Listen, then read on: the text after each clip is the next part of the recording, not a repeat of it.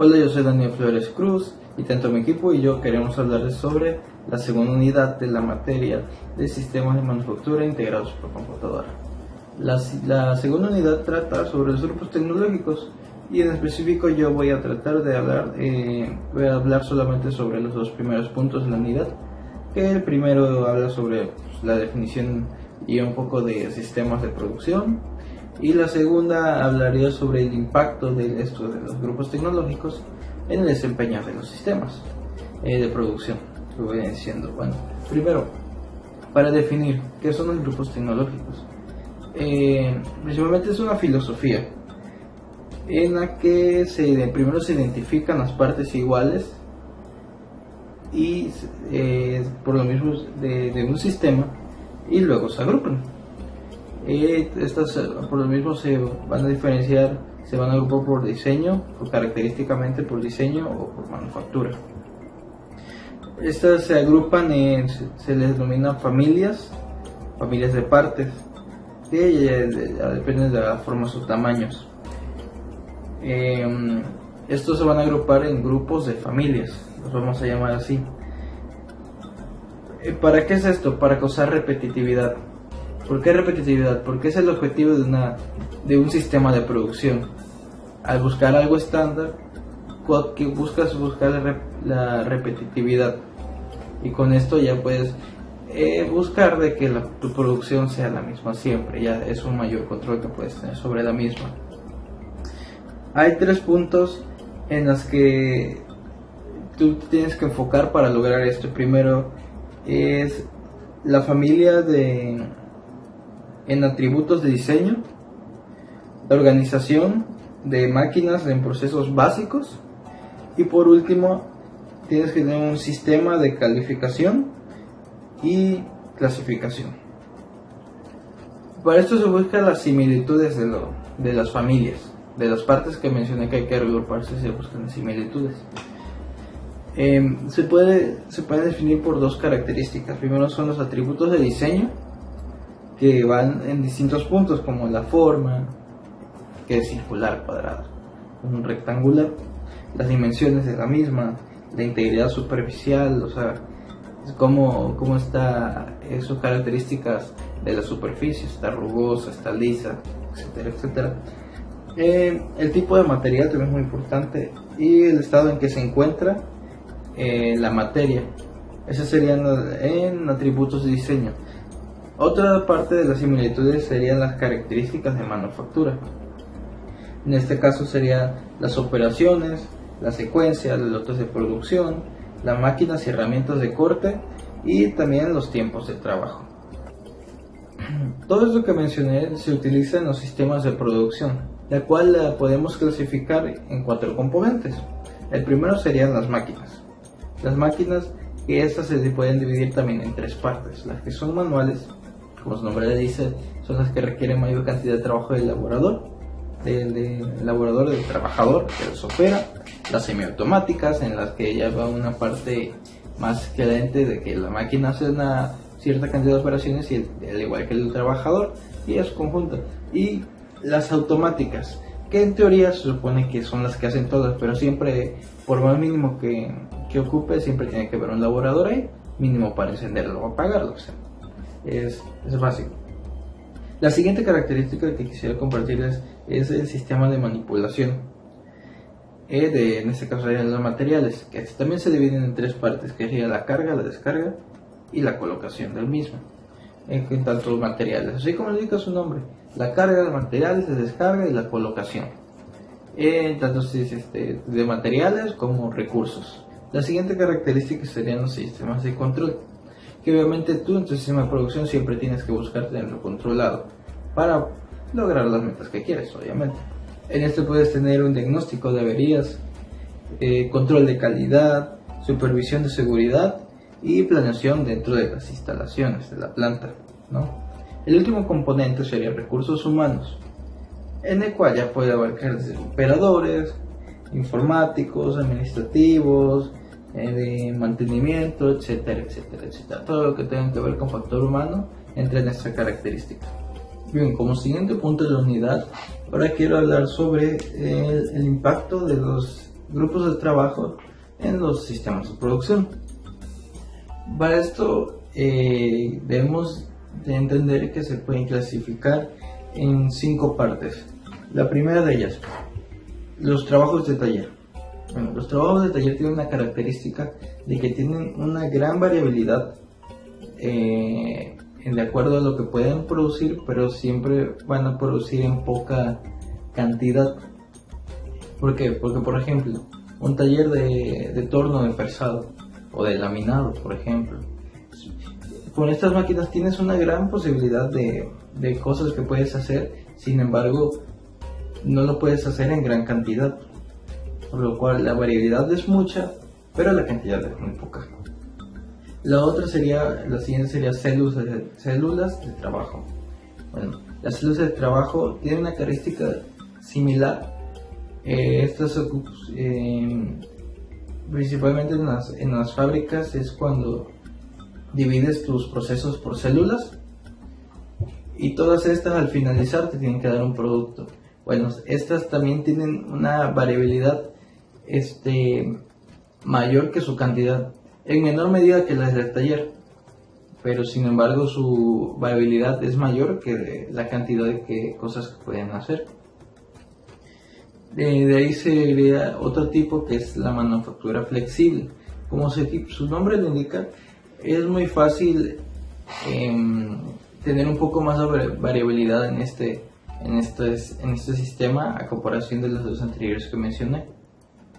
La manufactura flexible la podremos clasificar entre el punto medio de todas estas, ya que tiene un equilibrio entre la variabilidad de cosas que puedes hacer y la cantidad que puedes producir. La siguiente sería llamada línea de flujo. Estas aquí ya cambia la característica, ya que es una línea de flujo constante, continua, en un sistema de producción, por ejemplo la línea de ensamblajes de autos. Esta es su línea de flujo.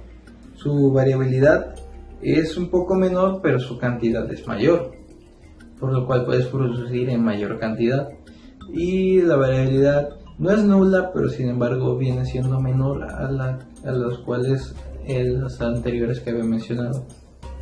La última sería la de flujo continuo. Esta se ocupa para las que no necesitas absolutamente nada de variabilidad, pero necesitas mucha cantidad. Así que en esta de flujo continuo, la cantidad que puedes producir es mucha. De hecho, es la que tiene mayor cantidad de todas las que mencioné. Sin embargo, su variabilidad de producción es cero. Por ejemplo, la producción de energía eléctrica.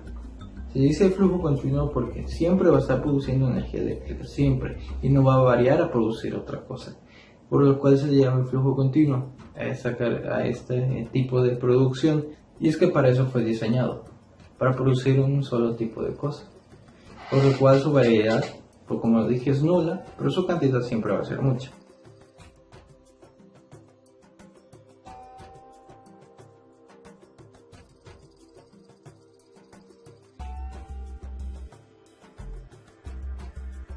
Hola, ¿qué tal? Buen día a todos. Mi nombre es Isa Santillán y soy estudiante del Tecnológico de Veracruz y voy a continuar con los subtemas de grupos tecnológicos. Vamos a comenzar a hablar con lo que son las ventajas y desventajas de estos grupos tecnológicos. Aquí hice una tabla donde la columna de la izquierda habla acerca de las ventajas y la columna de la derecha nos habla acerca de las desventajas. Bueno, como primer punto tenemos que se promueve la estandarización. Una definición que a mí me parece muy simple y entendible es que simplemente la estandarización es hacer que algo o una cosa siga un patrón común. El segundo punto que tenemos es se aumenta la calidad. ¿A qué se refiere con esto de calidad? Bueno, hay muchas definiciones de calidad. Las dos que más se hablan es la primera, hacer las cosas bien a la primera. La segunda definición es sobre cómo es que se cumplen las especificaciones o bueno, los requerimientos que solicita el cliente. y para mí la mejor definición en lo personal, porque como que sí llega a ese punto, es que la calidad es lo que crea el cliente que es calidad. Por ejemplo, si yo si quiero comprar un celular, para mí calidad tal vez sea que el celular sea muy resistente, tal vez para otro sea que el celular dure mucho la batería, etcétera. Entonces al final de cuentas es como que buscar como que estadísticamente como lo que el cliente le parezca que es calidad. Bueno, en el tercer punto tenemos se reduce trabajo en el proceso de producción. Eso obviamente con la aplicación de la tecnología pues el esfuerzo humano es menor. Eh, Se reduce tiempos. Bueno, obviamente como tú estás estandarizando, pues ya vas a eliminar los paros o los cuellos de botella que existen.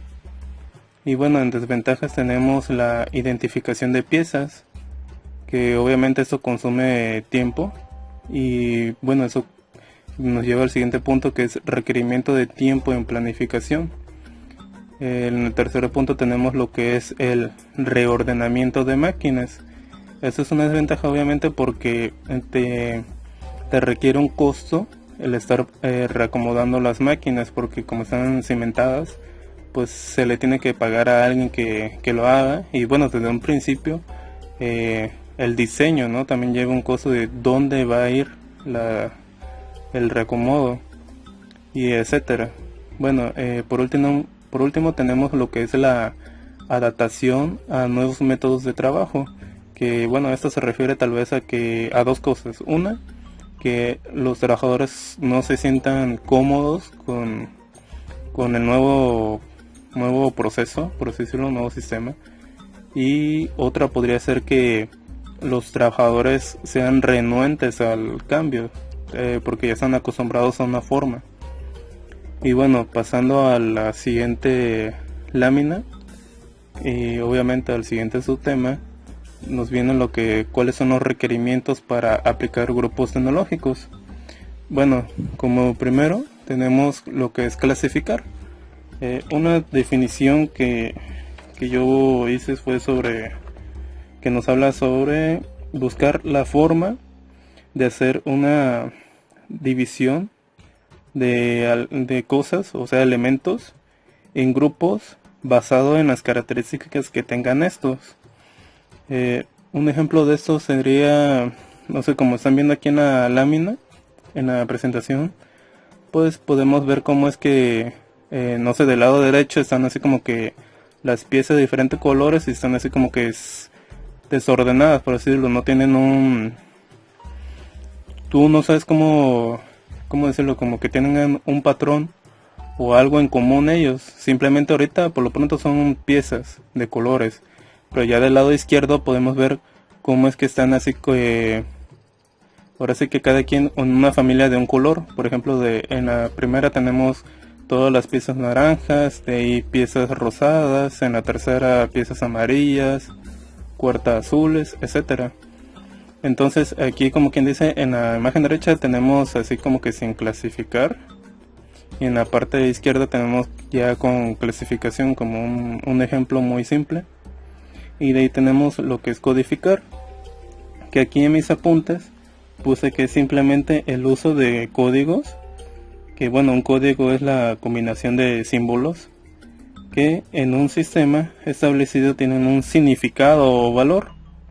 Entonces, ¿cómo podría yo explicar que al aplicar un código va de la mano con la clasificación? Por ejemplo, regresando al ejemplo de las figuras que tenemos aquí en la izquierda, vemos cómo ya están clasificados en colores, pero ¿cómo le pondría un código? Bueno, a mí, como yo a mi parecer lo pondría en código, es que por ejemplo sea primero una letra N que signifique naranja. Entonces esa sería mi primera letra.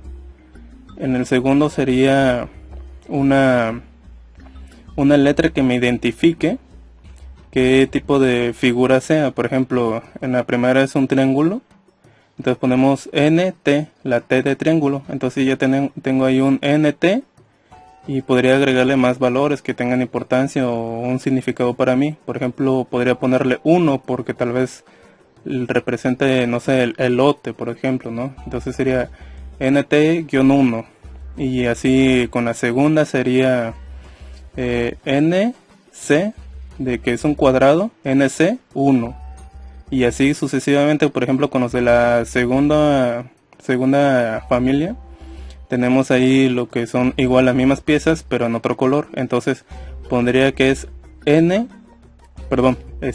de rosado y T de triángulo. Entonces sería RT, y aquí le pondría un 2, que significa, no sé, que ahora es su segundo lote, por así decirlo. ¿Y por qué menciono esto como un ejemplo? Porque nos vienen cómo podemos nosotros representarlo, ya sea por alfanumérico, binario, entre otros. Pero pues ahorita utilicé este ejemplo para que quede como que algo simple, ¿no? Pero entendible la explicación. De ahí, aquí en mis apuntes coloqué algunos puntos clave, como por ejemplo que la codificación hay que tomar en cuenta la población, los detalles que representará la combinación de símbolos, el tipo de estructura que tendrá ese y la representación digital. Y bueno, otros puntos es que el código debe de entenderse de una forma y no tener malinterpretaciones, y que debe estar completo. Y bueno, la estructura de un código depende de la aplicación. Creo que un ejemplo algo viejo, pero digamos que a la vez moderno, es el del código de Samuel Morse, que podemos ver cómo es que él con unos símbolos, él representa un sistema de comunicación que nos da letras y números. Algo muy parecido a lo de el sistema numérico maya, que también tenía símbolos. Que esto del Samuel Morse lo hizo en 1830, y pues tuvo un gran impacto en la comunicación entre barcos. Y bueno, creo que esto sería todo por mi parte. Posteriormente mi compañero Angulo Muñoz nos va a hablar de otros temas muy importantes acerca de los grupos enológicos. Muchas gracias.